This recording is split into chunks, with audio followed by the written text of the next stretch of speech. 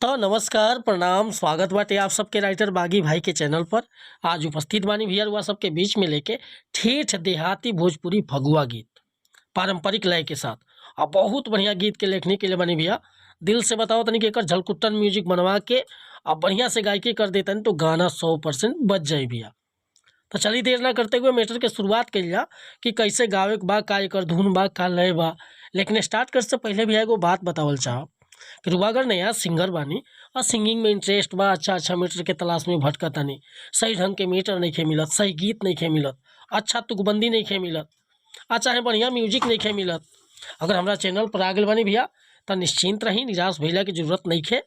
रउआ जैसन भी मीटर चाहत होखब लिखवावे के, बिल्कुल उचित चार्ज पर रउआ के फर्स्ट क्लास के मीटर मिले भैया।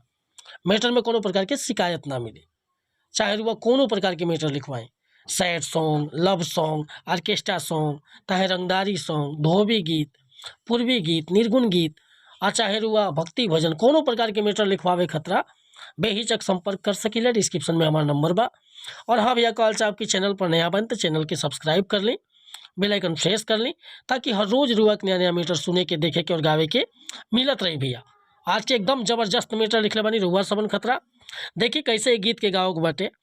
एगो औरतिया के पति परदेश बार नहीं, फागुन के महीना में औरतिया बिलखतिया, तड़पतिया, का कहतिया।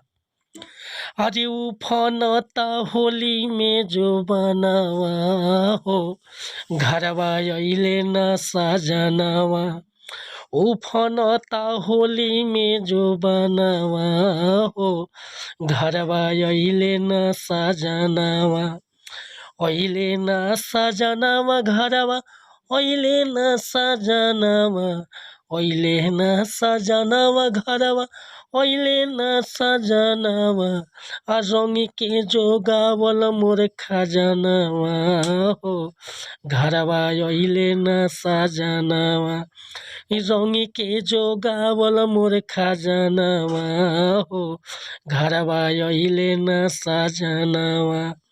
अइले न सजनवा घरवा, अइले न सजनवा, अइले न सजनवा घरे, अइले न सजनवा। उफनता होली में जो बनवा हो, घरवा अइले न सजनवा। रंग के जो गावल मोर खजनवा हो, घरवा अइले न सजनवा। तब भैया ये मुखड़ा लेकर हुआ सबके बीच में उपस्थित रहनी है। अगर हमरा गाँव में कोनो त्रुटि भइल हुई तो क्षमा चाहता नहीं। रउआ एकरा के बना के बढ़िया से झलकुट्टन म्यूजिक पर गा देता नहीं तो गाना 100% बज जाई भैया।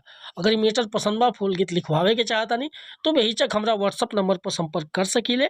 हमार व्हाट्सअप के नंबर बा 8874473128। कोनो प्रकार के मीटर लिखवावे खतरा, चाहे नया म्यूजिक बनवावे खतरा, चाहे हमरा स्टूडियो से गावे खतरा, बेहिचक संपर्क कर सकीले भैया। मिलत नहीं अगला वीडियो में कुछ नया गाना के साथ, तब तक के लिए अनुमति चाहता नहीं। नमस्कार, प्रणाम, धन्यवाद भैया। जय हिंद, जय भारत, जय भोजपुरी समाज।